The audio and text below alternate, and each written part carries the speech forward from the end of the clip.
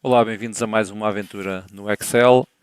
Hoje temos aqui uma aventura com funções de consulta e referência, nomeadamente a primeira será o proc-h. Portanto, nós vamos aqui tentar, consoante o nome que venha assim a ser digitado, ou no caso copiado e colado, queremos obter justamente a turma e a nota para cada um dos alunos que aqui estão. Portanto, vamos começar aqui com a Vera Vinagre.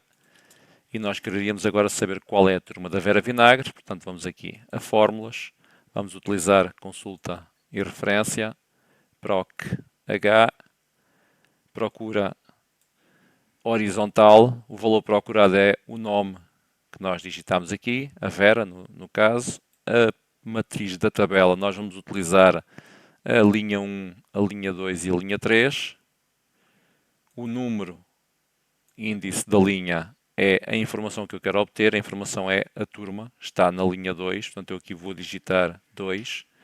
E finalmente, no intervalo, nós podemos optar por colocar um 0 ou 1. Um 0 se o valor a pesquisar é o valor exato, o 1 se fosse um valor aproximado. No caso, nós queremos exatamente este aluno, portanto colocamos um 0. E na primeira parte dos exercícios que vamos fazer, eventualmente iremos utilizar o 0. Portanto, o valor pesquisado é este nome. A matriz da tabela são as linhas que têm o nome, a turma e a nota, as três linhas. A informação que nós queremos é a que está na linha 2, razão pela qual colocamos aqui o número 2. E, finalmente, o tipo de pesquisa é uma pesquisa exata. Estamos a utilizar ali o 0. Cá está a turma. Caso nós colocássemos, por exemplo, o João, turma B. Caso colocássemos, por exemplo, a Fernanda, já teríamos a turma C. E agora vamos fazer a mesma função para obter a nota associada a este aluno, portanto, o proc-h, o valor procurado continua a ser o nome, a matriz da tabela, linha 1, linha 2 e linha 3, o número de linha, agora neste caso eu quero obter a nota está na linha 3, razão pela qual nós vamos colocar aqui o 3, e finalmente precisamos de uma pesquisa exata e colocamos aqui o 0, vou fazer um OK e cá está, consoante o nome que nós digitarmos, obtermos a turma e a respectiva nota. Avançando para a segunda folha, funções 2, nós temos aqui uma listagem já um pouco maior. Temos aqui neste caso, e queremos obter segundo o ID seria, por exemplo, sei lá, o 10.010. Portanto, nós vamos colocar aqui o ID 10.010 e queremos obter o nome, o apelido e a profissão relativamente ao ID que estamos aqui a digitar. Vamos aqui só aumentar um pouco o ecrã. Aquilo que nós vamos começar por fazer será colocar aqui. No caso, a procura não é horizontal, é uma procura vertical. Portanto, eu vou aqui a consulta e referência, vou utilizar o proc-v. O valor procurado será este ID. O local onde este ID vai ser procurado será aqui na coluna A. Como nós queremos obter o nome, eu vou ter que marcar a coluna A e a coluna B. Posso marcar o resto da tabela ou não, mas pelo menos estas duas colunas tenho que as marcar, a coluna A e a coluna B. Cuidado porque agora ele fala aqui no número índice de coluna. Há pouco fazia sentido porque era o número da linha e as linhas estão de facto numeradas. No caso do número índice de coluna, nós não temos as colunas numeradas, temos as colunas com letras. No entanto, se utilizarmos letras, vamos obter um erro. Portanto, eu coloco 2 porque não é a primeira coluna, mas sim a segunda coluna que eu quero pesquisar. E novamente aqui o 0. Portanto, pesquisar não, eu quero obter o nome. Portanto, é por isso que eu marco a segunda coluna, porque é aquela que tem os nomes. O 0 é porque nós queremos exatamente aquele código, no caso o 110. Portanto, vamos obter o nome Rory. Vamos fazer a mesma coisa para o apelido, portanto, novamente consulta e referência, o proc-v, o ID continua a ser o valor procurado, a tabela, nós agora vamos em busca do apelido, portanto, temos que marcar a primeira coluna, a segunda e a terceira, e dizer que é justamente na terceira que está a informação que nós queremos, os apelidos, aqui novamente 0 como valor de pesquisa direta e exata, cá está o nome e o apelido do senhor, e finalmente a profissão, consulta e referência, o PROC-V, o valor procurado continua a ser o ID, vamos pesquisar a profissão, portanto vamos ter que marcar todas as colunas desde o ID até à profissão. A profissão é 1, 2, 3, 4, 5, portanto eu aqui já me equivoquei porque sem querer não carreguei onde dizia matriz de tabela, portanto vou ter que desfazer e voltar a fazer. Muitas vezes nós cometemos este erro, que é aqui é o valor procurado e depois antes de pesquisar a tabela tem que justamente carregar aqui onde diz matriz da tabela. Portanto é importante não nos esquecer desse passo, marcar aqui até à profissão, dizer que é a profissão que eu agora quero obter, portanto, quinta coluna, e, mais uma vez, é uma pesquisa exata, e cá está, nós podemos alterar o ID, mas vamos sempre obtendo o nome, o apelido e a profissão relativamente ao ID que foi aqui apresentado. Mais uma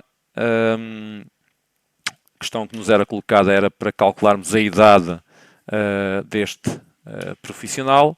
Temos a data de nascimento. Nós vamos utilizar uma função chamada DataDiff. Temos que escrever a DataDiff porque ela é uma função que não tem ou que não se apresenta aqui nos assistentes. Portanto, eu escrevi DataDiff. Eu preciso saber entre a data de nascimento e a data atual qual é a idade do senhor. Portanto, eu vou utilizar aqui um subterfúgio, vou utilizar uma segunda função dentro desta função que estamos a utilizar, que é a função hoje, ponto e vírgula, vou dar um clique na data de nascimento do primeiro funcionário e depois, novamente, ponto e vírgula, e entre aspas, vou colocar um Y porque eu quero fazer, ou quero utilizar a medida temporal, years, anos, entre a data de hoje e a data de nascimento. Vou fazer aqui um Enter e vou obter este erro. Portanto, vamos tentar ver o que é que se passou. Portanto, à partida, com o F2, eu verifico que DataDiff foi reconhecido como uma função, porque até ficou em maiúsculas e eu escrevi em minúsculas. Alguma coisa se passa aqui. Eventualmente, nós temos uma dificuldade porque não há assistente. Então, vamos fazer o seguinte. Nós usamos futuro e presente e passado, se calhar, ou presente e passado, desculpem, se calhar o equívoco foi aqui. Eu vou começar agora ao contrário, começar pela data de nascimento, ponto e vírgula, função data de hoje, ponto e vírgula, e novamente o years, ou seja, os anos entre aspas, portanto inverti aqui, passado, presente, e agora sim obtivemos 32 anos, portanto a função chama-se DataDiff. Primeiro nós utilizamos a data mais antiga, ponto e vírgula, a data mais atual, no caso a função data de hoje, ponto e vírgula, e finalmente, entre aspas, o Y, porque se quiséssemos em meses colocaríamos M, se quiséssemos, por exemplo, em dias, colocaríamos o D. Portanto, aqui está, 2 cliques e vamos obter para todos os funcionários a respectiva idade. Temos aqui uma folha com, novamente, alguns nomes, algumas moradas, algumas localidades, uma cidade. Imaginem que nós queríamos novamente aqui fazer, e já agora comparar aqui com a folha ordenar 1, onde só temos 2 informações, nós quereríamos de alguma forma organizar estas duas folhas. Portanto, nós nesta primeira folha, na folha 1, queremos fazer uma ordenação simples. Portanto, eu vou fazer o seguinte, vou carregar aqui, vou ao separador da base e vou aqui fazer uma ordenação de A a Z.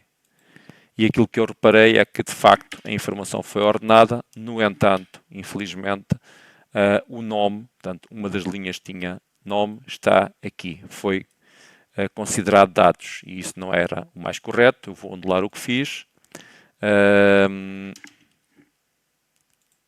Até ter aqui novamente o nome. Cá está.